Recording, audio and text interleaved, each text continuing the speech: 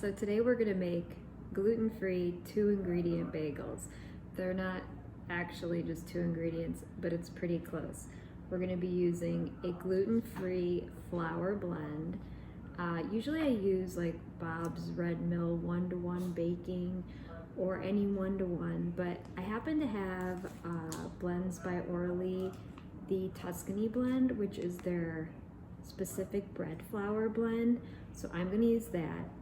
We need to convert it to self-raising flour. So for every cup of flour to convert to self-raising, we are going to use a teaspoon and a half of baking powder and a 1/4 teaspoon of salt to make it self-raising, since I've never come across gluten-free self-raising flour.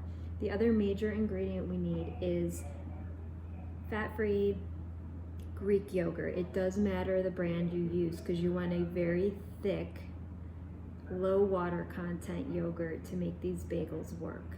So I have found that this brand works great, has very low water content. If your yogurt has more water in it, just strain it out. It will still work. The bagel just won't be necessarily the same exact texture. Okay, so we're gonna start this recipe now. Okay, so this bagel recipe is super easy to remember because it's a 1-to-1 ratio in general.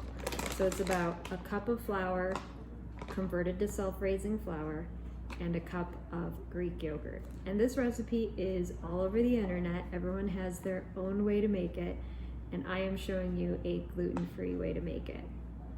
So we're gonna measure out. I'm gonna make 6 today. I'm gonna make an odd number. So each cup of flour, cup of yogurt makes 4 bagels. I'm gonna make 6, so I'm gonna make a 1.5 cups of yogurt, a 1.5 cups of flour, and I'm gonna add my baking powder and salt to make that self-raising flour. I'm gonna combine it all in this bowl, and I'll be right back with you. So the ratio of flour to yogurt is not an exact science. You have to mix it in order to make the dough just come together. You may need to add just a little bit more flour, or today, for example, I had to add a few more spoonfuls of yogurt to get it to this consistency. And you want to get in there with your hands to really feel that it's coming together.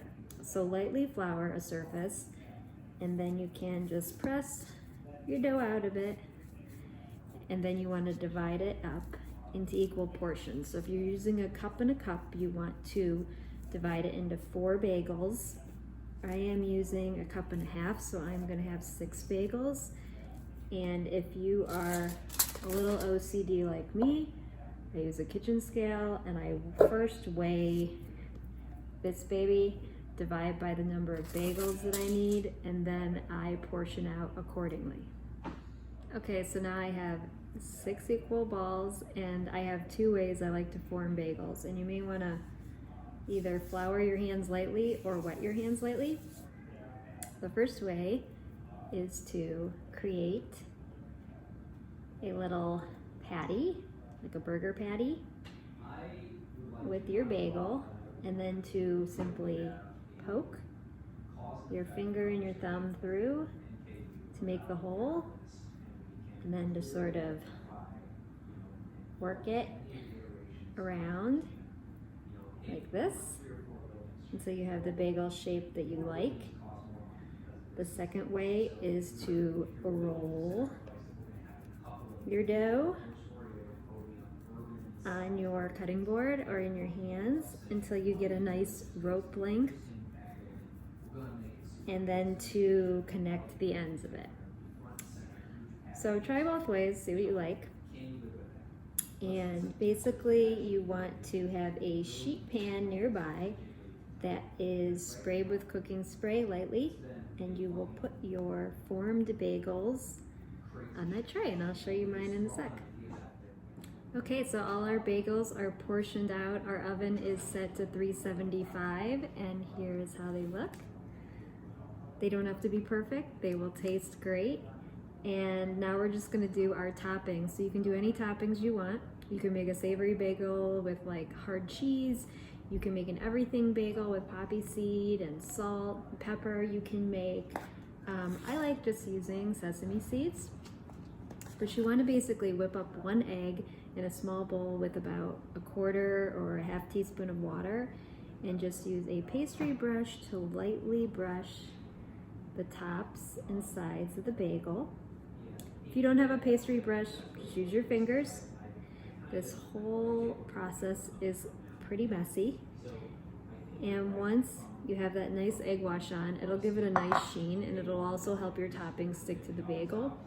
You're going to sprinkle on your toppings. I like to use just a touch of salt over the top too, and pop them in the oven for 30 minutes at 375. This is what works in my oven, but keep an eye on them. And then you're gonna pull them out. You are going to turn your oven up to 450, and you're gonna put them in just for a few more minutes, and that's when you wanna really keep an eye on them. So next time you see me, we'll have finished bagels. So quick tip while our bagels are in the oven, what do you do with leftover egg wash? Because I always have it. I like to pop this in the microwave for a minute, let it cook, and have a special treat for my 4-legged friend Bacon. Okay, the bagels have baked and I've had an outfit change and they look amazing. I will tilt the camera in a second.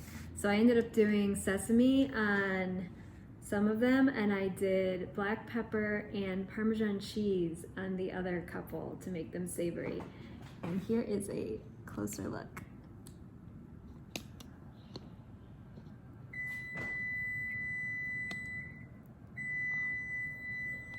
Super easy, super delicious.